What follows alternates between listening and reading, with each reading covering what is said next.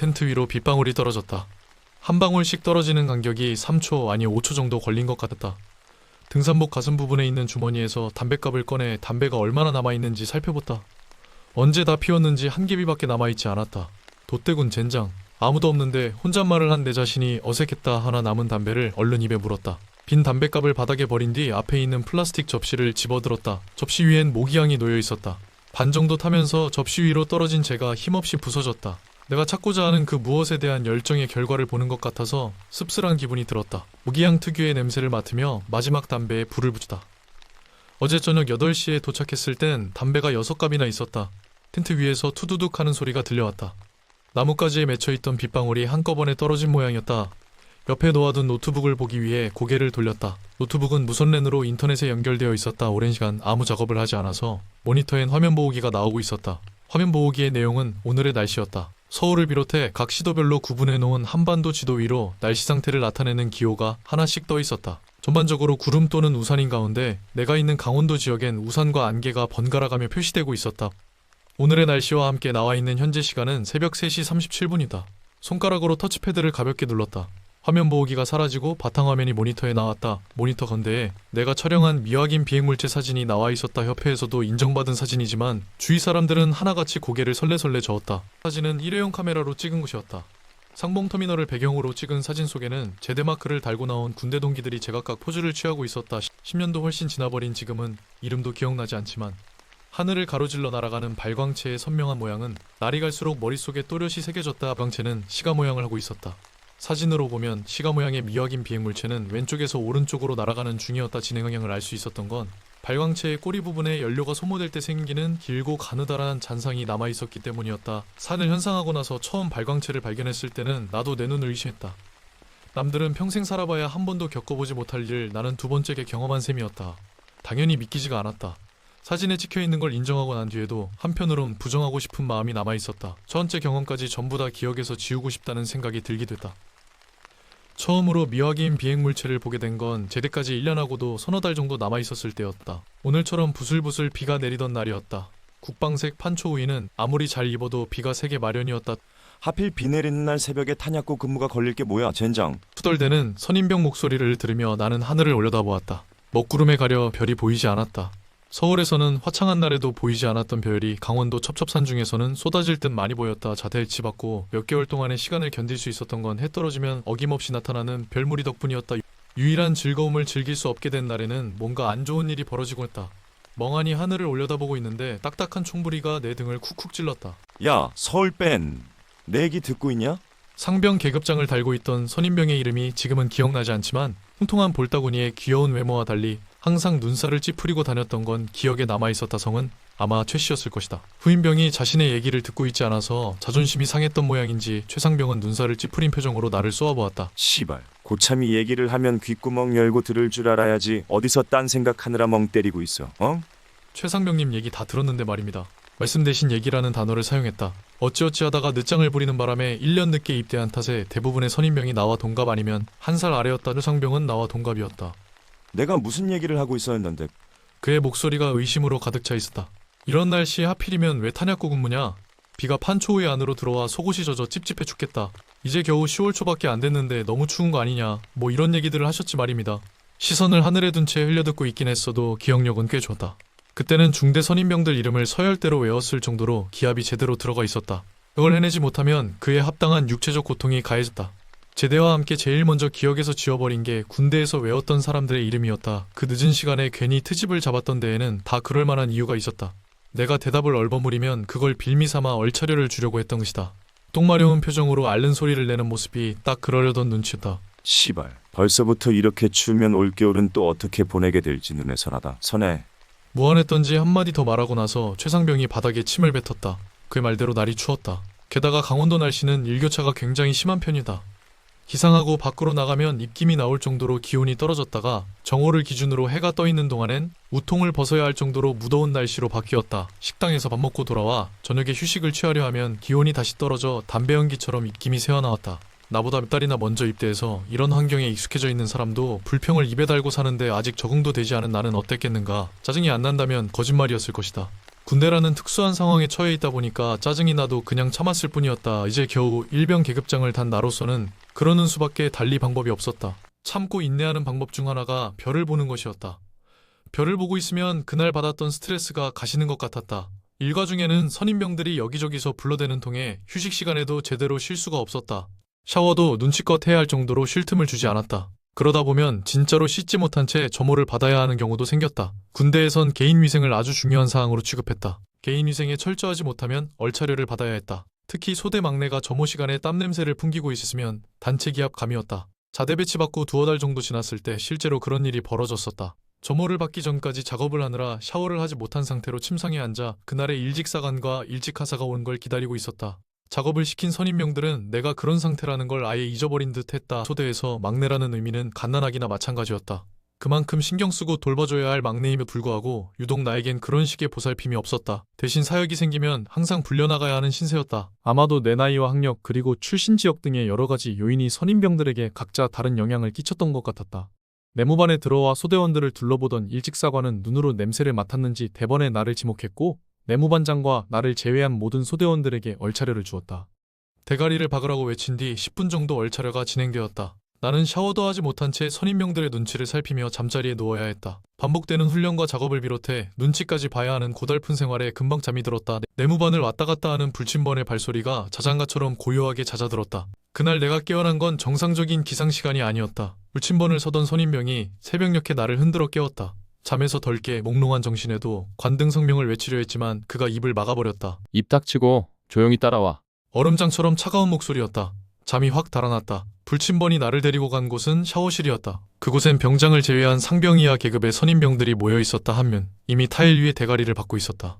아무것도 입지 않은 상태로 얼차려를 받고 있던 그는 나보다 한 달인가 먼저 군생활을 시작한 선임병이었다. 겨우 한 달 차이에 선임병 티를 팍팍 내던 녀석이었다. 탈의한다. 실시. 이후 불문이었다 형령에 불복했다간 더 큰 화를 입게 마련이었다.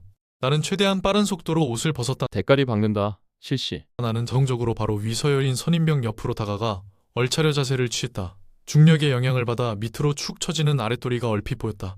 창피하다는 생각보다 이 시간이 빨리 지나갔으면 좋겠다는 바람이 더 크게 들었다. 막내.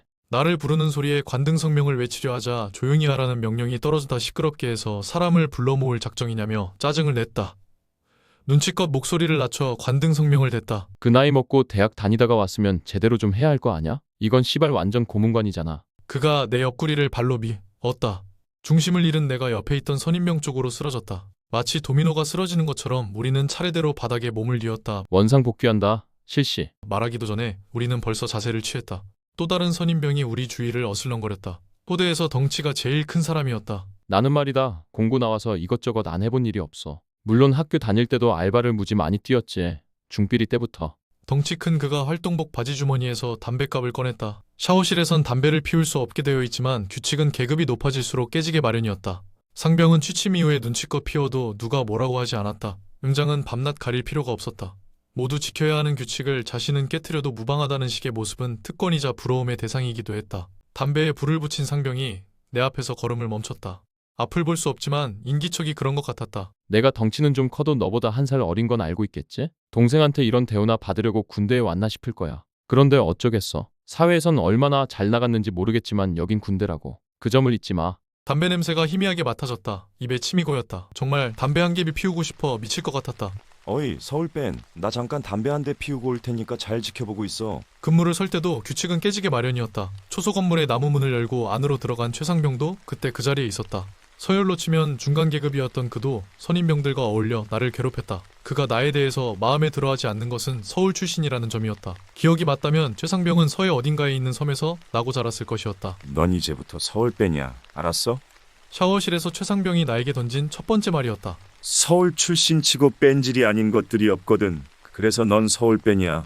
소대에서 서울 출신은 최상병 밑으로 나를 포함해 3명이었다. 전국에서 모인 20명 안팎의 젊은 혈기들을 통제하기 위해 만들어진 규칙은 여러 가지였다. 그중 최상병을 괴롭힌 규칙 중 하나가 표준어 준수했다. 서울이나 도시에서 나고 자란 사람들이야 아무렇지도 않은 규칙이지만 최상병처럼 나이가 들어서도 표준어를 사용할 만한 환경이 조성되어 있지 않은 곳에서 살다 온 사람들은 억지로 말투를 흉내내느라 곤욕을 치러야 했다. 탄약고 근무를 함께 설 때 최상병은 전체 군 생활의 반을 보내고 있었다.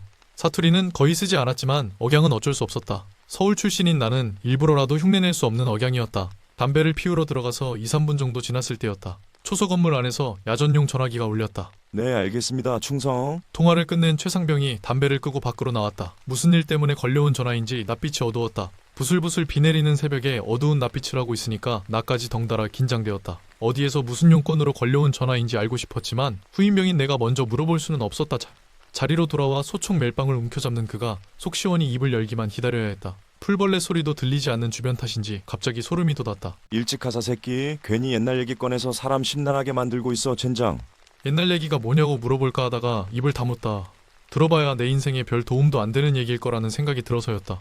예전엔 말이야, 이 근처에서 사람들이 꽤 많았던 모양이더라고. 정말 듣고 싶지 않았지만 나에게 선택권은 없었다. 탄약고 앞에 있는 저 나무 보이지? 초소 건물 뒤쪽으로 4~5m쯤 거리를 두고 탄약고가 있었다. 동짜리 건물로 이루어진 탄약고 안에는 우리가 사용하게 될지도 모를 각종 탄약이 저장되어 있었다. 목 부분까지 쌓아 올린 돌담이로 철조망이 쳐져 있는 그곳을 1시간 동안 지키는 게 그날 우리에게 주어진 근무 내용이었다. 전시가 아니라면 사용될 일이 없는 물건이었다. 그걸 지켜야 하는 근무는 지루하기 짝이 없었다. 겨우 1시간이지만 근무를 서는 동안 근무 수칙을 철저하게 지키는 사람은 거의 없었다. 그 지루한 시간을 견뎌내려면 잡담금지라는 규칙을 깨고 무슨 얘기라도 해야 했다. 얘기하는 것도 재미없어지면 선임병만의 신나는 얼차려 시간이 찾아오기도 했다. 근무 올라오자마자 투덜대던 최상병이 초소 안에서 담배를 피우며 무슨 생각을 했는지는 몰라도 그냥 모른 척 받아줘야 한다는 것 정도는 알고 있었다. 행정반에서 걸려온 전화는 근무를 잘 서고 있느냐는 내용이었겠지만 일찍 하사를 핑계삼아 옛날 얘기 운운했다는 건 이 얘기를 꼭 하고야 말겠다는 의지의 표시나 다름없었다. 듣기 싫어도 들어야 하는 상황이 가시방석에 앉아있는 심정이었다. 저 죽은 나무를 베어버리지 못하는 이유가 뭔지 아냐? 모르겠는데 말입니다. 나는 고개를 저으며 나무 쪽으로 시선을 돌렸다. 을씨년스러운 분위기를 자아내는 고목이 시야에 들어왔다. 나뭇가지엔 잎이 하나도 나있지 않았다. 그야말로 죽은 나무였다. 저기서 목매달아 죽은 영혼들이 어떤 저주로 우리를 괴롭힐지 몰라서 그러는 거야. 죽은 나무긴 했지만 굵은 몸통에서 뻗어나간 가지는 튼튼해 보였다. 성인 남자 몸무게 정도는 충분히 견딜 수 있을 것 같았다. 너도 봐서 알겠지만 우리 중대에 들어오면 대부분 상병쯤 돼서 애인하고 헤어지잖아. 그게 다 저 나무에서 죽은 영혼들의 저주 때문이라는 소문이야. 나중에 내가 병장이 되고 나서 제대할 때까지도 그 저주는 계속되었다. 아예 약혼을 하고 입대했거나 결혼한 유부남이 아닌 이상에는 상병을 달고 난 이후에 애인으로부터 이별 통보를 받는 게 중대의 전통처럼 이어졌었다. 그게 진짜로 저주 때문인지는 모르겠지만 최상병도 진급을 하고 나서 애인과 헤어진 경험을 갖고 있었다. 그 영혼들의 안식처가 저 죽은 나무인데 만약 그 안식처를 없애버리면 더 무시무시한 저주로 우리한테 벌을 내린다는 거야. 나는 미신을 믿지 않는다는 소신을 떳떳하게 밝힐 수가 없었다. 믿기 힘든 얘기지, 그치? 아닙니다. 세상엔 과학으로 풀 수 없는 미스터리한 일들도 많다고 생각합니다. 소신과 다른 말을 하면서 최상병을 흘끔거렸다. 자기가 꺼낸 얘기에 완전히 빠져버린 듯 최상병의 얼굴이 하얗게 질려 있었다. 나는 이런 귀신 얘기나 미신 같은 거 전혀 믿지 않았어. 그 일을 겪기 전까진 말이야. 최상병의 눈빛이 1년 전 늦여름으로 돌아가고 있었다. 이등병 계급장을 단 그가 사역을 나갔을 때 일이었다. 작업을 할 사람들이 중대 앞에서 모인 뒤 이동을 해간 곳은 탄약고였다. 최이병이었던 그와 사람들이 해야 할 작업은 돌담을 재정비하는 것이었다. 그 전에 보수를 한 이후로 손을 내지 않아 이곳저곳이 무너져 내려 엉망이었다. 무너진 곳에 돌담을 세우고 전체적으로 철조망을 다시 설치하면 끝나는 작업이었다. 작업반장이나 다름없는 일직사관이 이를 분배해 주었다. 최이병은 돌담을 만드는데 필요한 재료를 옮기는 일을 맡아서 하게 되었다. 재료는 다름 아닌 돌덩어리였다. 적당한 크기의 돌덩어리를 가져오기 위해 최이병은 탄약고 아래에 있는 계곡으로 내려갔다. 사서 물이 내려와 만들어진 작은 규모의 계곡이었다. 2인 1조로 짝을 이룬 최이병 일행은 계곡 주변에서 주운 돌을 단가에 옮겨 실었다. 무은 돌을 단가에 싣고 두 명이 왔다 갔다 움직이는데 걸린 시간은 5분 정도 있다. 우통을 벗고 이래도 땀이 줄줄 흘러내리는 날씨 속에서 선임병들의 고함 소리는 높아져 가기만 했다. 빨리빨리 못 움직이냐. 너희들 때문에 작업 속도가 느려지고 있잖아. 걷지 말고 뛰란 말이다. 이 새끼들아. 2시간쯤 일하고 나니까 다리에 힘이 풀렸다. 때마침 일직사관이 휴식을 외치지 않았다면 최이병은 그대로 쓰러졌을지도 몰랐다. 그늘에서 쉬고 싶었지만 좋은 자리는 선임병들의 차지였다. 계급 안 되는 최이병은 그나마 바람이 많이 부는 곳에 앉아서 담배를 불었다. 같이 작업을 하느라 녹초가 된 파트너는 수통을 꺼내 물을 마셨다. 가을로 넘어가기 직전인 늦여름의 끝자락이었지만 오후 햇살은 여전히 뜨겁게 내리쬐고 있었다. 담의 연기를 내뿜으며 선임병들이 앉아있는 그늘 쪽을 보았다.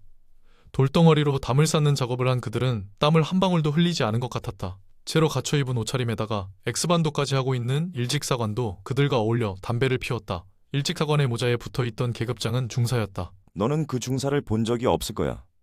내가 자대 배치받기 훨씬 전에 죽었거든. 그가 얼굴에 묻은 비를 닦으며 얘기를 이어갔다.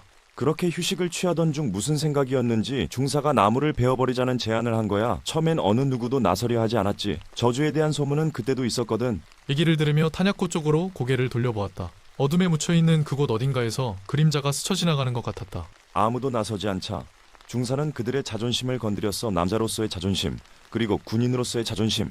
그중 계급이 제일 높은 놈들이 먼저 반응을 보였지. 앞장서서 두세 명이 저 나무로 걸어갔어.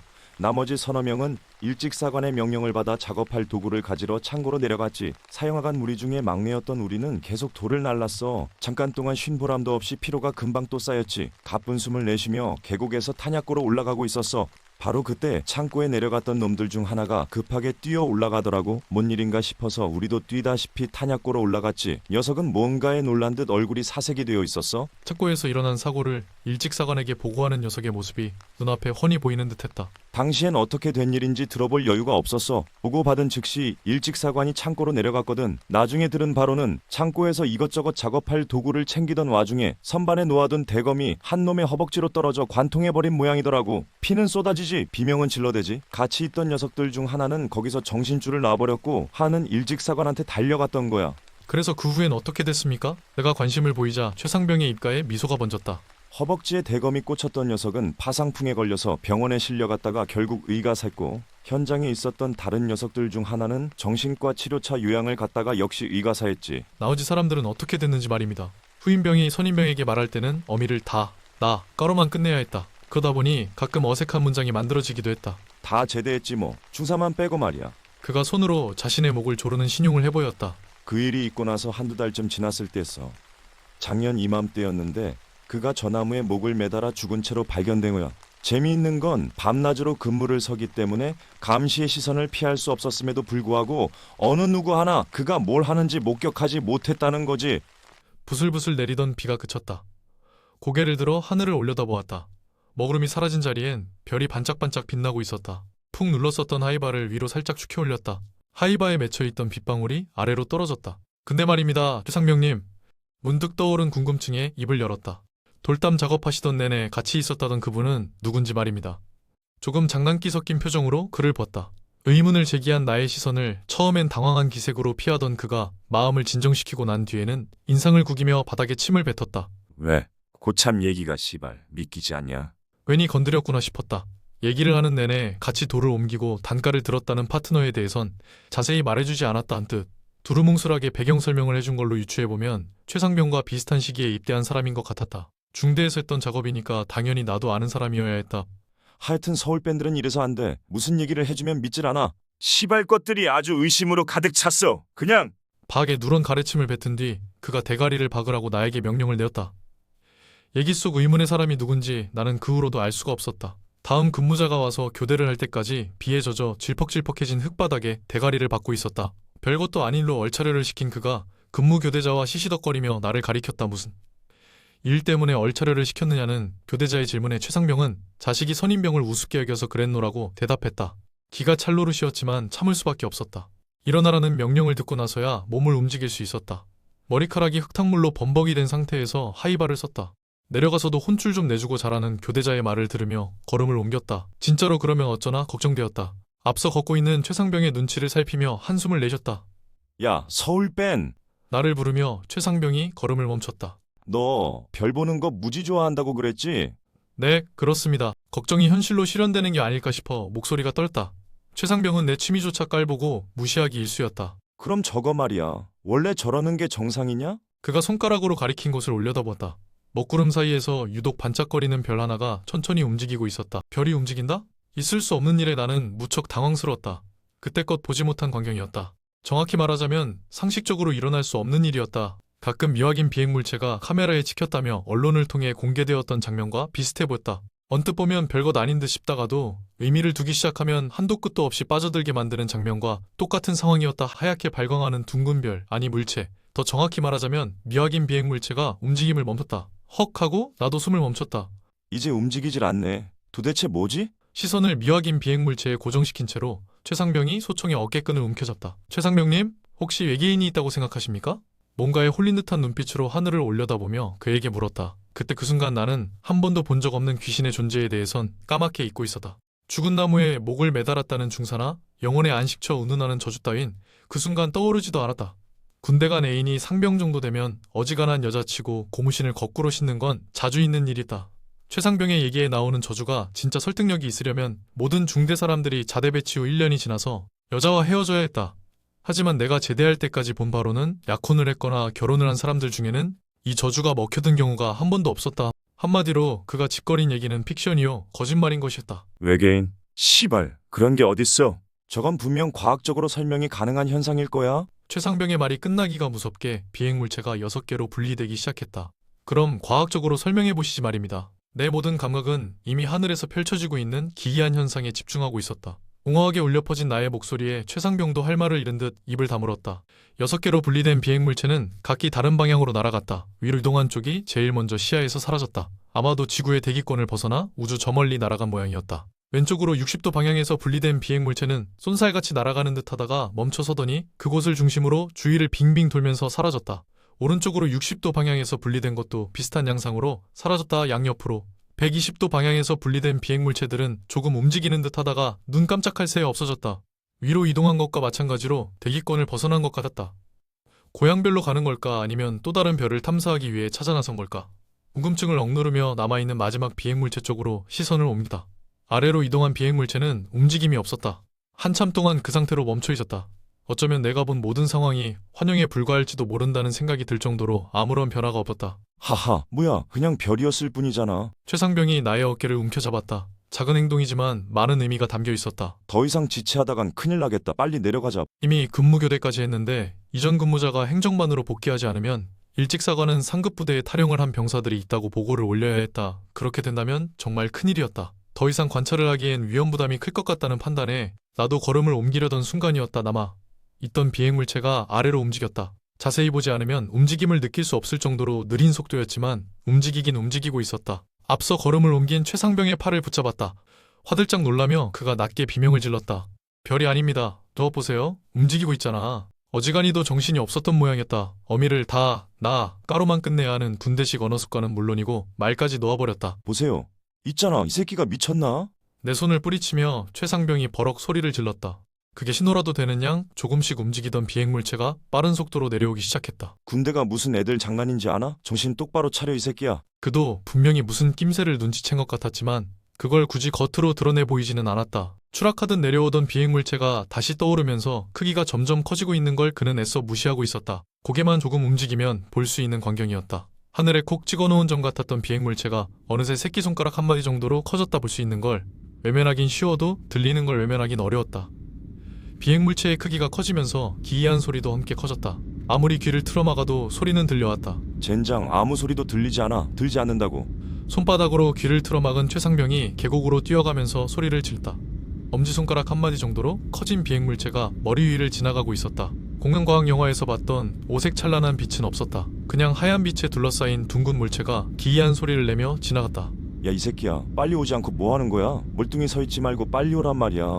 최상병의 목소리에 맞춰 비행물체가 방향을 바꿨다. 마치 자동차가 급정거를 하듯이 제자리에 멈춰선 비행물체가 계곡 쪽으로 날아오기 시작했다. 안 보는 척해도 다 보고 있었던 모양이었다. 자신의 머리 위로 날아오는 비행물체를 보며 최상병은 안절부절 못했다. 비행물체와 지면 사이의 높이가 점점 줄어들었다. 보이지 않아, 보이지 않는다고. 이건 다 환영에 불과할 뿐이야. 환영. 시간이 지날수록 최상병의 중얼거림은 심각한 조짐을 보였다. 미친 듯 중얼거리고 있는 그의 뺨을 2차례인가 3차례 힘껏 떼었다. 하지만 소용없는 짓이었다. 바로 머리 위까지 내려온 비행물체에서 환한 빛이 쏟아져 내리는 걸 본 다음 우리는 기절해버렸다. 꿈도 없는 긴 잠에서 깨어난 곳은 수도통합병원의 침상 위였다. 아무도 나의 말을 믿지 않았다. 옆 침상에 누워있던 최상병은 그 일에 대해선 아예 말하려고 하지도 않았다. 아니, 아예 말문을 닫아버렸다. 시간이 지나면서 나도 내가 겪었던 그 일에 대해 긴가민가했다. 어쩌면 사실이 아니었을지도 모른다는 생각에 이르렀을 때쯤에야 우리는 퇴원을 하게 되었다. 근데 중대로 복귀한 나와 달리 최상병은 남은 복무기간과 상관없이 곧장 집으로 귀가 조치되었다. 중대로 복귀한 나는 따뜻한 환영 대신 차가운 눈총을 받아야 했다. 내 밑으로 후임병도 들어와 있었지만 어느 누구도 나에게 살가운 인사말을 건네지 않았다. 그 이유를 나는 복귀한 날 밤에 알 수 있었다. 복귀하자마자 탄약고 근무가 잡혀 있었다. 말없는 선임병과 터벅터벅 걸음을 옮기다가 계곡을 지나갈 때 무의식적으로 고개를 돌렸다. 계곡은 사라지고 없었다. 그곳엔 움푹 파인 구덩이만 남아있었다. 작은 규모긴 했지만 사시사철 물이 흐르던 곳이었다. 그런 곳이 사라졌을 정도의 소동이 벌어졌음에도 중대원들은 한꺼번에 세뇌라도 당한 듯 한결같이 자기들이 파놓은 구덩이라고 주장했다. 소동이 벌어진 후에 입대한 후임병들은 그 얘기를 곧이곧대로 믿었다. 진실을 알고 있지만 나도 그 일에 대해선 언급하지 않았다. 눈에 띄지 않는 어떤 힘이 그 일에 대해선 함구하도록 분위기를 조성하고 있다. 대신 부슬부슬 비 내리는 새벽녘에 탄약고 근무를 서게 되면 최상병이 해주었던 얘기를 후임병에게 들려주곤 했다. 주인공을 나로 바꾸고 함께 단가를 들었던 파트너가 최상병인 걸 제외하면 똑같은 내용이었다. 개연성을 한층 보강한 얘기는 후임병들을 겁주기에 충분했다. 노트북 화면의 시계가 새벽 4시 23분을 가리키고 있었다. 오늘도 이대로 허탕을 칠 것 같은 예감이 강하게 들었다. 그래도 나는 그것을 다시 찍기 위해 계속해서 노력할 것이었다. 아직도 진실을 믿지 못하는 수많은 사람들을 위해 또다시 산에 올라와 밤하늘을 관찰할 것이었다. 빗줄기가 조금씩 줄어들면서 짙은 안개가 주위를 감쌌다. 이제 그만 철수하기 위해 짐을 챙기기 시작했다. 텐트 위로 빗방울이 투두둑하고 떨어졌다.